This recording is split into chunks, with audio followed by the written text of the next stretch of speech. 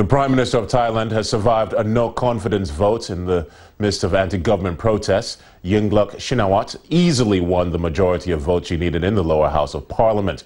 Protests are now in their fifth day, but it's not clear if the opposition will continue its campaign to paralyze and overturn Thailand's entire political system. The vote was 297 to 134, 2 abstentions. But the real test for the Prime Minister's political survival may be in the streets, where protesters vow they won't stop demonstrating against the government until she steps down.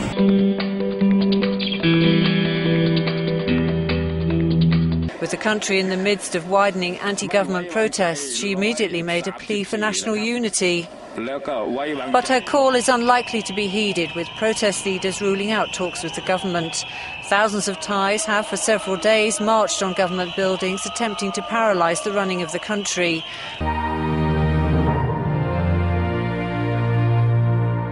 Now, the protest leader has declared this to be a day of rest. He hasn't yet come out to address the protesters here to say what's going to happen next, what their next move will be. But they are marching to 3 other locations in the city, one of them including the police headquarters.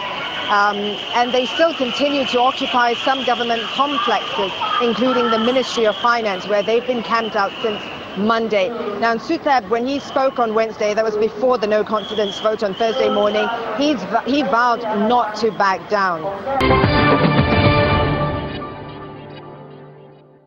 There are still a number of factors at play here that are influencing this quite tense situation. What we have now in relation to the protests is quite small groups of perhaps a few hundred or a couple of thousand protesters going around Bangkok and taking over key ministries one by one.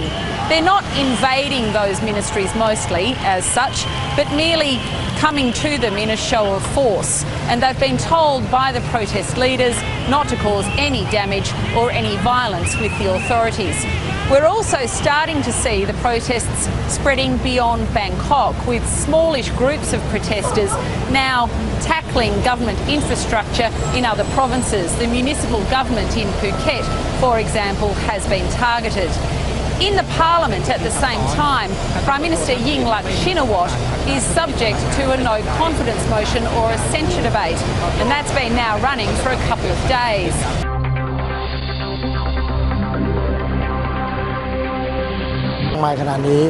People are calling for the government officials to take part, says this protester. If possible, we want them to stop working and join us here.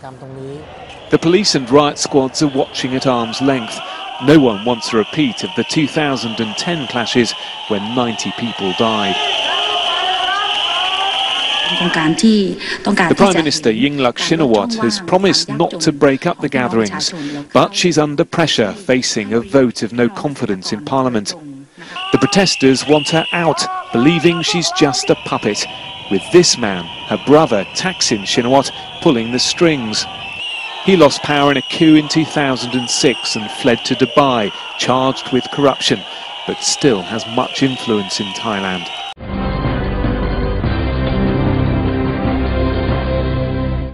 The recent surge of anti-government protests was triggered by Yingluck's decision to force a controversial amnesty bill through the lower house.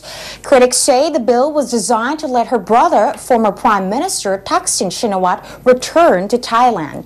Thaksin was ousted from power in a military coup in 2006 and later fled the country.